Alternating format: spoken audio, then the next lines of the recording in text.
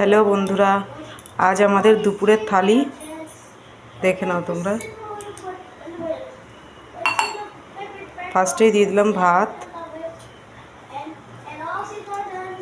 তারপরে আলু সিদ্ধ, কুমড়ো ভাজা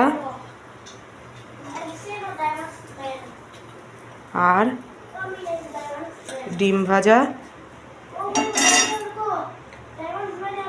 ডাল, লেবু আর লঙ্কা আর ভেন্ডি চচ্চড়ি, আলু দিয়ে ভেন্ডি দিয়ে চচ্চড়ি। আমাদের দুপুরের থালিটা কেমন লাগলো তোমরা সবাই কমেন্ট করে জানিও।